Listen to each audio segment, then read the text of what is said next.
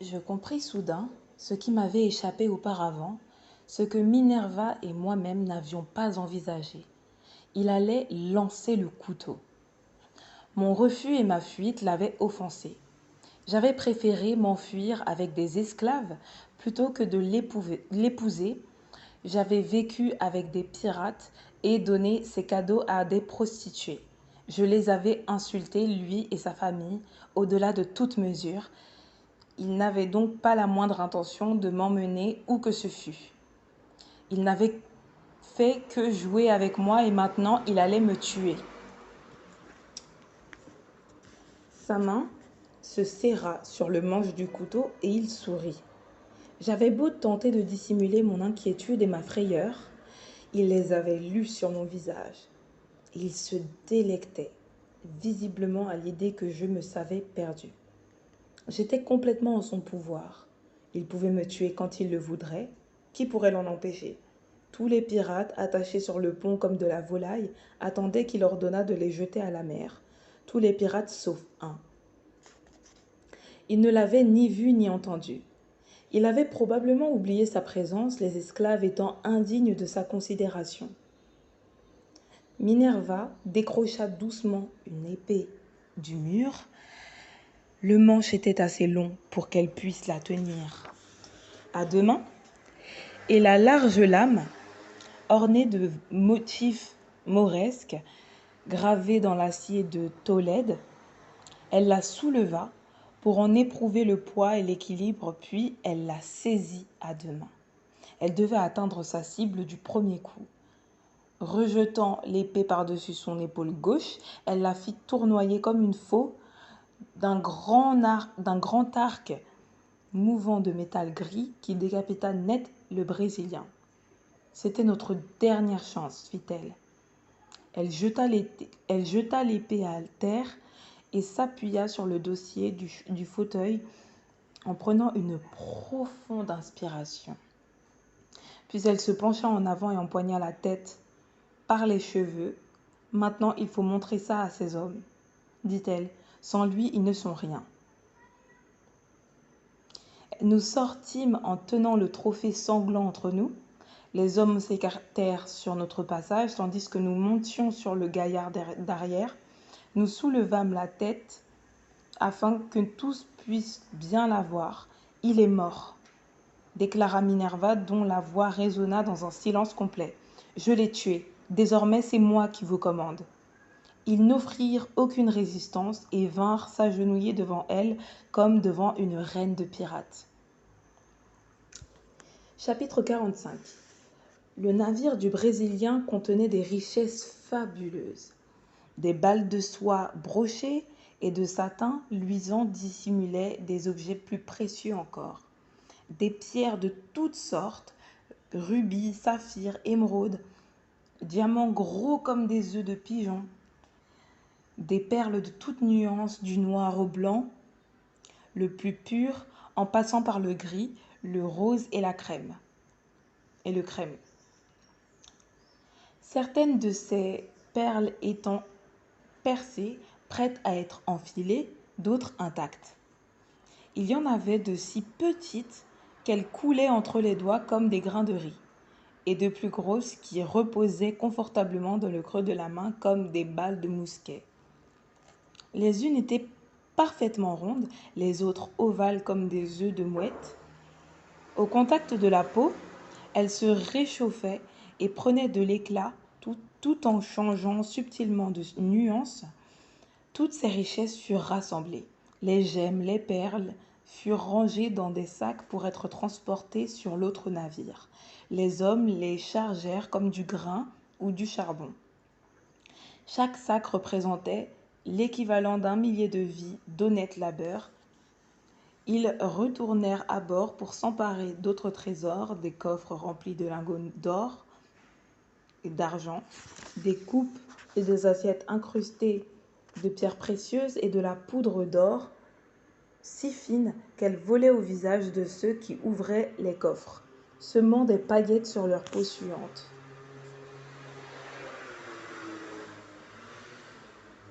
Finalement, le navire fut vidé de ses richesses, Mais tout ne fut pas emporté. Les soieries et les brocards qui, en temps normal, auraient été saisis comme butin, furent abandonnés sur place, voltigeant sur le pont et parant le gréement comme des toiles d'araignée aux couleurs voyantes. Les hommes du Brésilien nous observaient de leurs yeux noirs, dans leurs visages sombres, attendant le sort que nous leur réservions. La tête du Brésilien fut fichée en proue. À présent, il était la proue de son propre navire. Minerva donna l'ordre de lancer les canons à la mer et envoya des hommes dans les haubans, le couteau entre les dents, pour couper les cordes et lacérer les voiles. J'allais également jeter le collier de rubis par-dessus bord avec toutes les marchandises dédaignées lorsque Minerva me retint. C'est terminé, dit-elle. Tu es libre maintenant. Elle prit le collier et l'éleva pour le contempler. Maintenant, ce ne sont plus que des pierres. Leur magie les a quittés. Elle enroula le collier autour de son poignet. Dans la lumière du soleil, les rubis perdaient leur éclat sanglant. Ils étaient une douce teinte laiteuse. Ils avaient une douce teinte laiteuse qui fondait à la chaleur de sa peau, virant au rose intense. Ils sont très beaux, dit-elle. Pourquoi détruire toute cette beauté à cause de cet homme? Et puis, ajouta-t-elle en souriant, ils ont de la valeur. Tu devrais les garder. Elle ôta le collier de son poignet et me le rendit. Les pierres avaient gardé la chaleur du soleil et de sa peau. Elle posa ses mains sur les miennes. Qui sait si Je recommence. Qui sait si tu n'en auras pas besoin un jour, fit-elle. Nous restâmes immobiles, les mains nouées. Les deux navires se séparaient. Il était temps de repartir. Mémoire d'une pirate, Celia Rees, page 421 à 425. La collection, ou plutôt l'édition, c'est Seuil. Et en fait, ça a été, je crois, traduit de l'anglais. Donc cette histoire, elle est très intéressante. C'est une histoire, comme vous l'avez vu, c'est une histoire de pirate. Mémoire d'une pirate. Donc c'est l'histoire racontée par Nancy, qui était une jeune femme bourgeoise, donc blanche, du 18e siècle. L'histoire en fait commence en 1700 et quelques, ou peut-être en 1600, parce que en fait on la voit un peu grandir jusqu'au jour où son père meurt et qu'elle rencontre un homme. Donc on va l'appeler le Brésilien, je ne vais pas vous en dire énormément sur lui. Il est extrêmement riche, comme vous l'avez entendu. Son navire et même sa maison, en fait, tout est extrêmement fastidieux, coûteux. Vraiment, c'est quelqu'un qui a des goûts de luxe. Et en fait, c'est cet homme-là, le Brésilien, qui va sortir la famille de Nancy dans la misère, puisque son père, en mourant, va laisser des dettes. Et ils vont devoir revendre, dans leur tête, ils vont devoir revendre leur navire. Et parce ils ont énormément de compagnies, notamment une compagnie de navires et surtout de plantations. Voilà. Donc Nancy, à la mort de son père, va hériter de la plantation en Jamaïque qu'ils ont, qui s'appelle Fountainhead. Et elle va, euh, elle va passer du temps dans la plantation, mais en fait, c'est là où elle va comprendre en fait vraiment ce que vivent les Noirs. Et elle, qui a été élevée par un Noir qui s'appelle Robert, euh, n'a absolument pas cette idée en fait de l'infériorité des Noirs, ou du moins c'est moins présent chez elle. Peut-être que c'est un peu naturel dans son quotidien, mais elle va pas en abuser, on va dire. Et en fait, elle va se lier d'amitié avec son esclave domestique qui s'appelle Minerva. C'est une métisse et elle va tout simplement fuir avec Minerva et la mère de Minerva, donc Phyllis, qui sont du coup ces deux esclaves domestiques. Et au début, en fait, elles sont très méfiantes parce que justement, le commandeur qui va justement avoir le rôle de fouetter les esclaves, de les commander, de leur ordonner des choses, voilà, et de les surveiller. Voilà, surveiller à ce qu'ils ne s'éclatent pas trop, à ce qu'ils à ce qu'ils ne vivent pas trop au-dessus de ce qu'on veut qu'ils vivent. Donc en gros, le commandeur, c'est son rôle, et ce commandeur-là, il est très cruel. Et une nuit comme ça, euh, où elle est partie voir justement le Brésilien avec son frère, son petit frère justement, elle va, euh, elle va voir en fait, enfin on va lui annoncer justement que elle est promise aux Brésiliens. Et ça, elle n'était pas au courant. Et elle a toujours été amoureuse en fait de son amour d'enfance, ami d'enfance, amour d'enfance, qui s'appelle William. Et en fait, elle a une bague en fait. Donc en gros, elle s'est déjà promise à William en fait. Et elle s'est dit que pour William, elle pouvait abandonner un peu ses rêves de liberté, d'aventure, etc. Et en fait, elle n'est pas prête à se compromettre pour un autre genre. Mais elle s'est pas dit qu'elle allait se compromettre totalement pour William. Elle s'est dit que comme William, en fait, c'est un matelot, et il est matelot depuis longtemps, en fait. Elle s'est dit, en fait, à la dernière fois qu'elle l'a vu, parce qu'elle l'a vu étant même proche de la majorité, en Jamaïque, justement, elle l'a vu et c'est là où il lui a donné la bague. Et quelques jours après, c'est là où en fait elle a rencontré la sœur du Brésilien. Et en gros, c'est là où on lui a annoncé que en fait, comme le Brésilien les avait sortis de la galère et des dettes, c'était en gros, elle allait être un cadeau pour le Brésilien. Donc, en gros, c'est à ça que se résume le rôle de la femme. Et tout au long de l'histoire, en fait, on va vous expliquer en fait le rôle de la femme, en fait, à travers différents personnages. Donc, les hommes notamment qui vont faire des remarques en fait à Nancy. Euh, D'abord son père qui va la pousser au mariage, et surtout lui dire qu'en fait son rôle de femme, en fait certes il lui a donné une liberté immense quand elle était petite. En gros, elle pouvait apprendre à se battre, elle pouvait même sortir comme elle voulait, jouer avec les garçons et tout. Et elle pouvait même euh, lire, apprendre à lire, à écrire. Donc c'est le noir de la maison, enfin, Robert du coup, je vais pas dire esclave parce que c'est pas leur esclave, en fait c'est un libre de couleur, donc qui travaille pour eux. Et Robert lui a appris à lire, donc je me suis demandé quand est-ce qu'il a appris à lire, peut-être quand il a gagné sa liberté, il a pu apprendre à lire parce que voilà, enfin, je vous conseille d'apprendre un peu, de prendre connaissance de l'histoire ou des différentes histoires des Antilles et de l'histoire globale des Antilles. Mais voilà, il y a eu une période où il y a eu des livres de couleur, et c'est à des dates différentes selon en fait les dates auxquelles on a décidé d'affranchir les esclaves en fait. Et c'est très différent en fonction de la zone, donc que ce soit sur l'Atlantique ou même dans l'océan Indien, c'est très différent. Donc j'aime bien parce que même étant pirate, on a souvent questionné en fait son rôle de femme, son rôle en tant que pirate.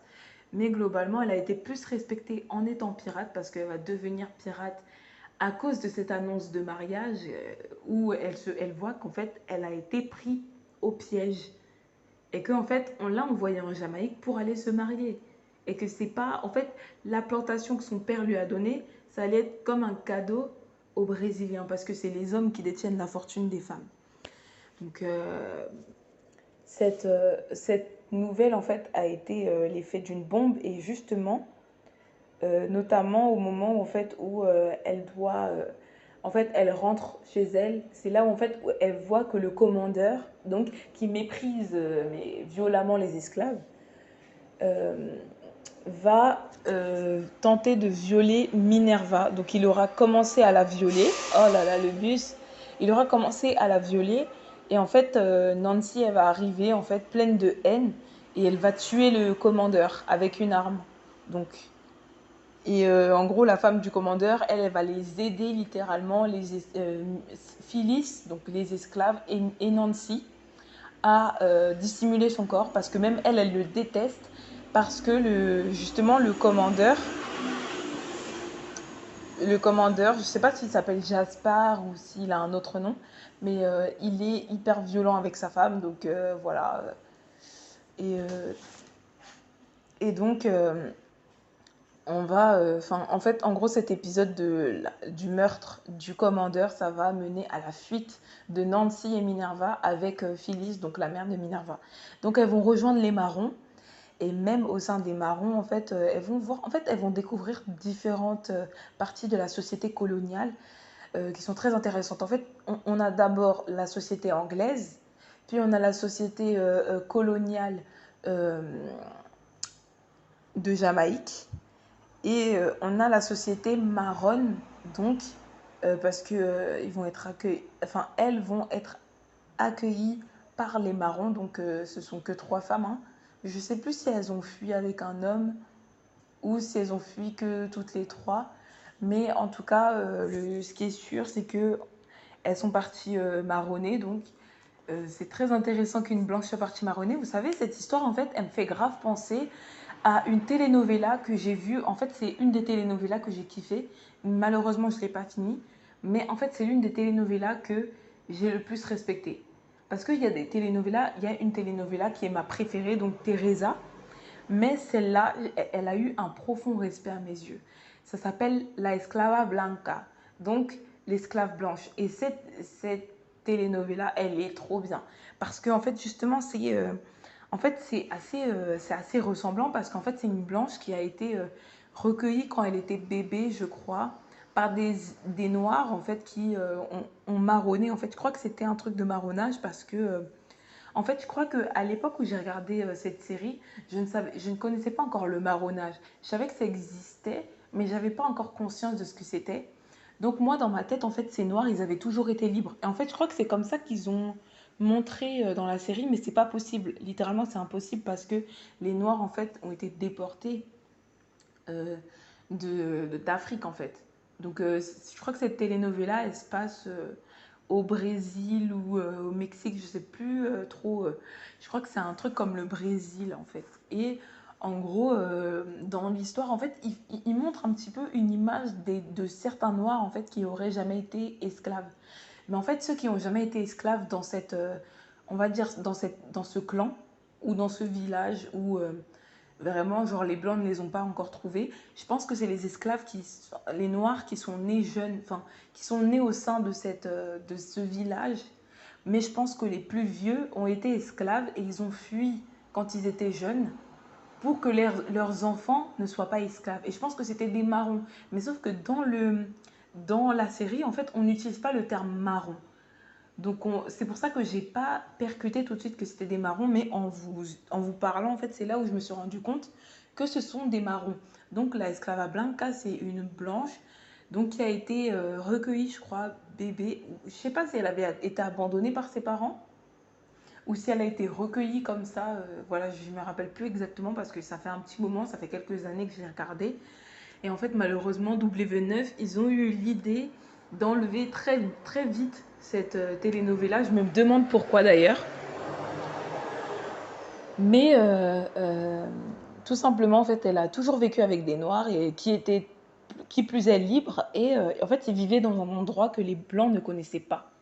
Donc c'était déjà une société coloniale, mais il y avait beaucoup de Noirs euh, qui n'avaient jamais connu l'esclavage.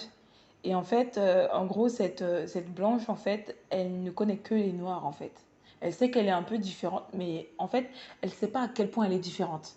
Parce que justement, pour elle, en fait, c'est normal de vivre avec les noirs et d'être égale aux noirs. Et en fait, c'est à ça que Nancy me fait penser. Justement, parce que pour elle, en fait, c'est normal d'être avec les noirs ou de les voir comme des êtres égaux. Mais par contre, Nancy, elle a toujours vécu dans une société blanche, mais elle a été élevée par un noir. Donc, elle aurait pu voir les noirs comme des inférieurs. Sauf que dans sa tête, en fait, elle est littéralement avant-gardiste, contrairement à l'esclave blanche. Enfin, on dit qu'elle est devenue esclave, mais en fait, j'ai pas tout vu, donc je sais pas si elle est vraiment devenue esclave. En fait, pour parler vite fait de la Esclava Blanca, en fait, en fait, le village des Noirs, donc je vais dire village marron, ça va être plus simple pour moi, a été découvert à un moment par les Blancs, en fait, parce que il n'a pas été découvert tout simplement, mais je crois que les enfants sont partis à un endroit où ils n'étaient pas censés aller jouer. Donc je pense que les Blancs en fait, les Blancs tout simplement découvert qu'il y avait un village. Et en gros, en fait, je crois que c'était un village de Noirs. Je ne sais pas s'il y avait aussi des Amérindiens avec eux. Parce que si vous ne connaissez pas l'histoire du marronnage, je pense que je vais vous la raconter. Mais, enfin, un peu plus tard, voilà, parce que moi, j'ai une chaîne, en fait, guyanaise. Et je pense que ça va être une chaîne culturelle, tout simplement, où je vais vous parler du marronnage. Mais en fait, pour résumer, en fait, dans le marronnage, il y a aussi des Amérindiens. Parce qu'il y a des Amérindiens qui ont été esclaves à un moment. Mais ça n'a pas duré longtemps parce qu'après, ils ont été protégés par la compagnie coloniale, la compagnie royale française et même d'autres sociétés coloniales. Donc voilà, je sais plus si dans cette série il y avait des Amérindiens. En tout cas, c'est sûr qu'il y avait des Noirs et des Blancs. Et à un moment, quand elle se fait attraper par les Blancs, du coup, en fait, c'est comme si elle se faisait enlever par les Blancs. Parce que eux, ils décrétaient qu'elle n'avait pas sa place là. Et dans leur tête, en fait, elle s'était fait enlever par les Noirs. Mais sauf que c'était pas du tout ça. Donc, en fait, elle a été mise au couvent comme des jeunes filles de son âge. Et en fait, elle ne savait pas se comporter parce que dans sa tête, en fait, elle voulait pas vivre avec ces blancs. En fait, et pour elle, c'était ennuyeux. Même la religion chrétienne, c'était pas du tout son délire. C'était ennuyé en fait pour elle. Elle connaissait que tout ce qui était rituel afro-descendant. Donc, et ben, elle a jamais aimé en fait tout ce qui est de l'ordre du blanc en fait. Et donc, en fait, moi, je crois que je me suis arrêtée au moment où je crois qu'elle arrive à retrouver son ami noir avec lequel elle a toujours vécu. Et elle a toujours pensé à lui, même étant jusqu'à l'âge adulte séparée de lui. Et en fait, elle a tout fait pour le retrouver. Et Nancy, elle, de son côté, elle a tout fait pour retrouver William, son marin, qui justement a été envoyé comme matelot très jeune, donc avec qui elle a été séparée très jeune en fait, donc son amour d'enfance. Donc pour revenir à l'histoire vraiment mémoire d'une pirate, euh, dans le périple du fait d'être pirate, il y a beaucoup de complications, mais au final, en fait, c'est globalement en fait une aventure qui vaut le coup d'être lue en fait. Et j'ai vraiment adoré parce qu'il y a plusieurs théâtres. Il y a notamment le théâtre anglais, le théâtre antillais, donc caribéen. Mais il y a également le théâtre africain parce que vers la fin, les dernières parties, ils vont partir, les pirates, donc l'équipage de Nancy et Minerva, ils vont partir à Madagascar et puis ensuite ils vont partir un petit peu, ils vont longer les côtes africaines, ils vont même piller un fort et libérer les esclaves de ce fort parce qu'en fait sur ce navire pirate il y a de tout en fait, de toutes les couleurs de peau, de toutes les teintes et en fait ça prône l'égalité en fait, l'égalité entre pirates et d'ailleurs en fait on voit en fait que tous les préjugés qui assaillent les pirates sont vraiment réduits à néant en fait. Parce qu'il y a un code de l'honneur qu'ils doivent signer, ils doivent même prier sur la Bible un peu comme les Américains qui doivent, avant de commencer leur mandat, jurer, voilà, et même au tribunal jurer sur la Bible, voilà, faire leur serment et tout.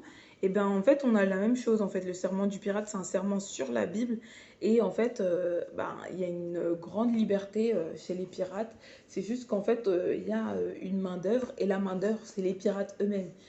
Euh, et vraiment même le capitaine en fait il n'est pas exempt finalement en fait des décisions. C'est-à-dire que le capitaine, c'est pas lui qui fait la loi, en fait, c'est les pirates qui votent. En fait, il y a l'aspect démocratique, il y a l'aspect hiérarchique, très hiérarchique de la société pirate, mais l'importance de l'équipage dans les décisions du capitaine, en fait. Donc l'équipage et le capitaine doivent se respecter mutuellement, en fait. Donc c'est ça que j'ai énormément apprécié, en fait, dans tout ça. Et ça m'a notamment rappelé Pirates des Caraïbes. J'avoue que, en fait, j'étais beaucoup trop enjaillée à l'idée de lire cette histoire. Certes, j'ai peiné à la lire parce qu'il y a quand même plus de 400 pages, presque 500 pages. Et donc, je vais vous lire je vais vous lire euh, les parties pour vous mettre un peu l'eau à la bouche. Ensuite, je vais vous lire la préface et on va s'arrêter là. Donc, à la page 15, La fille du marchand de Bristol, donc c'est la partie de l'enfance de Nancy. Page 55, Mon marin aux yeux noirs. Euh, Puis ensuite, page 105, C'était vers les Antilles que cinglait notre vaillant navire. Donc là, elle est déjà devenue pirate, il me semble. Donc une bande de crapules à la page 177, de Hardy Pirates à la page 209. Nous avons vécu et régné en maître sur la mer, page 309. Là, ils sont déjà arrivés en Afrique, sur les côtes africaines. Pour tout l'or et tout l'argent du monde. Je crois que là, ils ont déjà en fait piégé du coup le fort et ils ont libéré les esclaves. Je crois que ils sont limite en train d'arriver à Madagascar et l'amant et le démon, ils sont arrivés à Madagascar. Mais voilà, en fait, ils sont retrouvés par le Brésilien justement qui a cherché pendant énormément d'années, mais vraiment tant d'années, il a cherché sans relâche Nancy en mettant les têtes des gens qui les auront aidés à s'évader à prix en fait. Donc le Brésilien, il est extrêmement cruel. Et voilà, en fait, il l'a cherché sans relâche pendant des années et des années. Elle a eu le temps de devenir une femme adulte, hein. Elle était encore adolescente. Je crois qu'elle avait à peine 16 ans quand elle devait se marier avec le Brésilien. Ouais, parce que en fait, c'était à son 16e anniversaire, voilà, qu'on l'a emmenée au Brésilien pour voilà, annoncer les fiançailles. Et voilà. Donc je crois qu'à ce moment-là, le Brésilien les retrouve et en fait, il les prend en otage en fait. Et en fait, j'ai oublié de vous parler d'un aspect, c'est l'aspect spirituel. Et ça, j'ai adoré. En fait, l'aspect spirituel a deux dents. On va dire, il y en a une dent qui est très positive, qui est incarnée par Phyllis, la mère de Minerva. Donc Phyllis qui a été pris en Guinée. Donc en fait, je crois qu'elle non, elle a été envoyée en Guinée, mais elle vient du Dahomey, donc c'est l'ancien royaume qui est l'actuel Bénin aujourd'hui. Donc, et en gros, Phyllis, elle a conservé ses dons. Et en fait, j'adore la partie où on parle de Phyllis parce que, en fait, c'est au moment déjà où elles sont avec les marrons, dans le village marron. Et elles vont. En fait, elles racontent en fait un petit peu ce qu'elle a vécu et tout. Et en fait, comment dire? Attends, je vais essayer de ne pas être trop longue. Voilà, je vais essayer de ne pas être trop longue. En gros,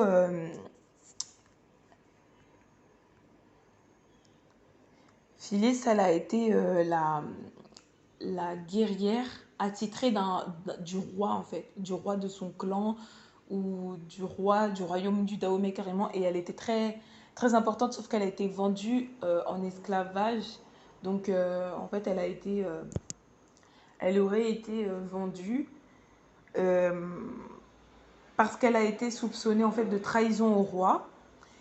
Et en fait, en gros, c'était faux, hein, mais voilà. Donc, c'est ce qui a fait qu'elle s'est retrouvée en Jamaïque. Et en fait, elle a des dons et elle peut notamment voir l'avenir, elle peut sentir les énergies, etc. Et elle fait ça avec des coquillages, avec des pierres, etc. Et en fait, elle va dire à Nancy, en fait, parce que le Brésilien, le jour où elle est venue chez lui, il lui a donné des pierres. Et c'est ce dont j'ai parlé, en fait, quand j'ai lu la partie, l'extrait, là, en fait, c'est ce dont j'ai parlé. J'ai parlé des pierres, du rubis, du collier de rubis. Et en fait, en gros, ce collier de rubis a été offert à Nancy par le Brésilien. Et en fait, tout le long, en fait, avant de fuir, euh, Phyllis, Phyllis a dit à Nancy de se débarrasser de ce collier parce qu'il était, en fait, comment dire ça, il était ensorcelé. En gros, à cause de ce collier, ça allait la mener à sa perte. En gros, le Brésilien, il allait toujours la retrouver, peu importe où elle allait aller, il allait toujours la retrouver à cause de ce collier parce que ce collier, en fait, il a été l'objet de rituels en fait. En gros, c'est comme un œil qui surveille Nancy. Et dès qu'elle le porte, il sait où elle se trouve. Et donc, euh,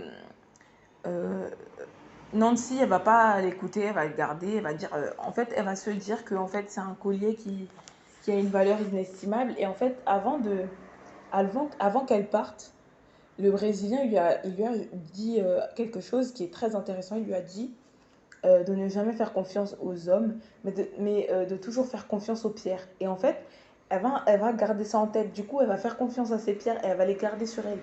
Même étant arrivée dans le village marron, Phyllis va lui répéter de se débarrasser des pierres. Parce qu'elle sait qu'elle les a toujours. Elle a ressenti qu'elles étaient toujours là. Et que elle lui répète que c'est un pouvoir très obscur qui est dans ces pierres. Et d'ailleurs, en fait, même quand elle a reçu les pierres, en fait, elle souligne que les pierres sont d'une couleur rouge sang. Et à la fin, bah, comme je vous l'ai lu, elles ont une couleur rose, presque rose, vous voyez.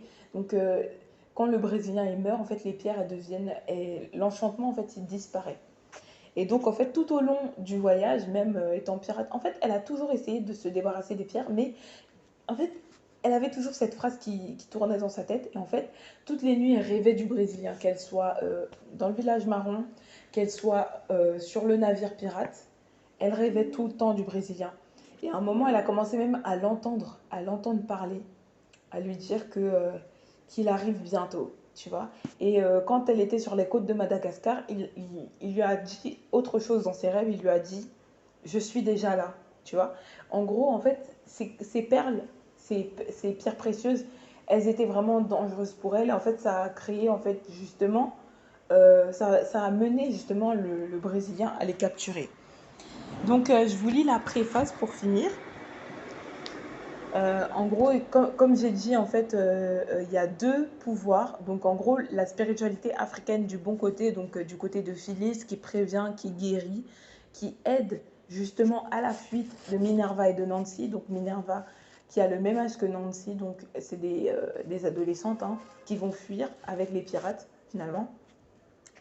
Et donc, en fait, ça, c'est le côté positif de la magie. Et le Brésilien, il incarne le côté négatif de la magie africaine. Voilà. Donc, je vais lire la préface parce que je trouve que la note de l'auteur, elle n'est pas très intéressante. C'est plus la préface que j'ai kiffé, en fait. Préface 1724. J'écris ce récit pour de nombreuses raisons. J'écris d'abord pour me libérer de mon chagrin. Il me semble que si je parviens à ressusciter sur le papier les aventures que j'ai vécues avec Minerva, la douleur qui me cause notre séparation en sera atténuée. De plus, un long voyage en mer peut se révéler fastidieux. Je dois donc trouver des distractions plus conformes à ma condition maintenant que j'ai abandonné mon pistolet et mon sabre et troqué mon pantalon pour une robe. Les pages qui vont suivre retracent mon histoire, la mienne et celle de Minerva, lorsque j'en aurai consigné tous les événements et ce qui les a provoqués. Je remettrai mon manuscrit à Monsieur Daniel Defoe, un gentleman de Londres qui, d'après ce que j'ai entendu dire, s'intéresse à tous ceux qui ont choisi la vie de pirate. Si cette histoire paraît quelque peu extravagante à la manière d'un roman, je peux t'assurer, lecteur, qu'elle n'a pourtant rien d'une invention. Nos aventures n'ont nul besoin des enrichissements de l'imagination. Bien au contraire, j'ai même dû laisser certains détails dans l'ombre afin de n'offenser personne.